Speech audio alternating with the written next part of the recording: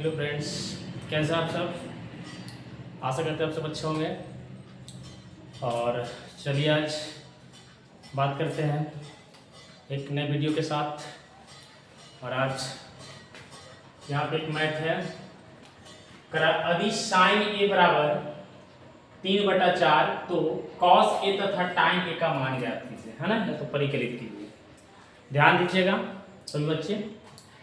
और अगर आप क्लास 10 से तैयारी कर रहे हैं तो आपसे बेहतरीन होगा इस चैनल को सब्सक्राइब अवश्य कर लें, क्योंकि इस चैनल के माध्यम से आपको NCERT मैथ का सॉल्यूशन दिया जाता है ना। और आज हम बात कर रहे हैं चैप्टर 8 का, है ना, त्रिकोणमितीय अनुपात का है। तो ध्यान देखिएगा आप सब और ध्यान दें। देखिए यहाँ क्वेश्चन कर रहा है, यदि साइन 3/4 तो कॉस ए तथा टाइन ए का मान परिकलित करना है तो निकालना है। तो बाबू ध्यान देना है सबको।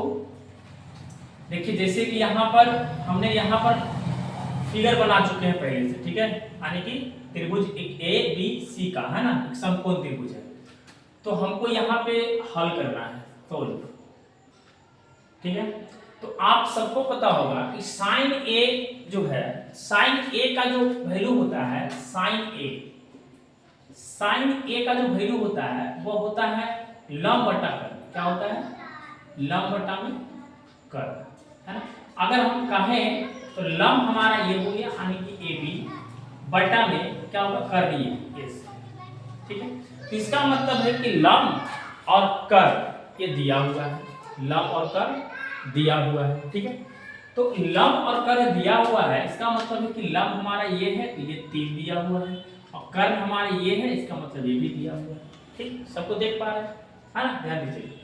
अब यहां से हमको हल करना है तो एक चीज याद रखना है कि हमको इसका मतलब लंब यानी कि AB जो है 3 दिया हुआ है, और AC जो है हमको 4 दिया हुआ है। तो हमको BC निकाल लेना है, यानी आधार यहाँ पर नहीं दिया गया है, ठीक है।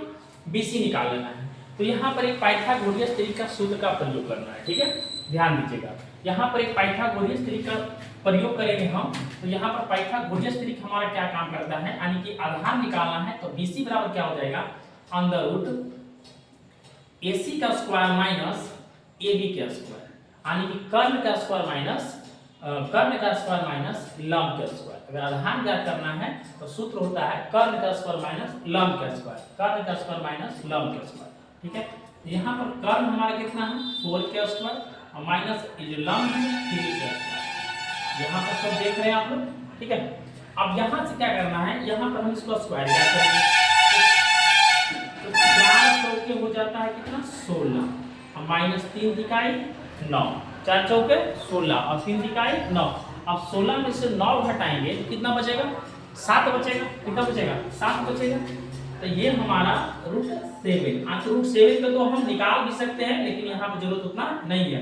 तो यानी कि हम कह सकते हैं कि BC बराबर कितना आ गया आपका, √7 आ गया। BC का मान कितना आ गया, √7 आ गया, ठीक है। अब आप सब ध्यान दीजिएगा, यहाँ पर आ गया है। अब हमको ज्ञात क्या करना था, तो हमको ज्ञात करना है बाबू, अब यहाँ से निकालना है। अब क्या निकालना है, कॉस। क्या निकालना है, कॉस। तो हमको पता होगा कि कॉस A का रहा, नंबर 1 रख देते हैं। तो कॉस A का रहा है, तो कॉस A का मान क्या होता है, आधार बटा में कर्ण होता है। क्या होता है, आधार बटा में कर्ण होता है। या तो कहा जाए तो आधार हमारा हो गया BC और बटा कर्ण हो गया AC। जबकि यहाँ पर BC का मान हमने कितना निकाले हैं, √7 निकाले, यहाँ लिख देते हैं, है ना। तो √7 निकाले हैं तो BC का मान यहाँ पर √7 हो जाएगा, और बटा AC जो है 4 हो जाएगा। क्लियर हो गया। अब यहाँ पर जो है नंबर, यहाँ पर 2 में क्या करें, टाइन A बराबर, टाइन A का मान क्या होता है, लंब बटा में क्या होता है, आधार। क्या होता है, लंब बटा में आधार, यानी कि लंब बटा में आधार। यानी कि कहा जाए तो लंब हमारा हो गया AB और आधार हमारा हो गया क्या, BC हो गया। लंब यानी AB, आधार क्या हो गया, BC।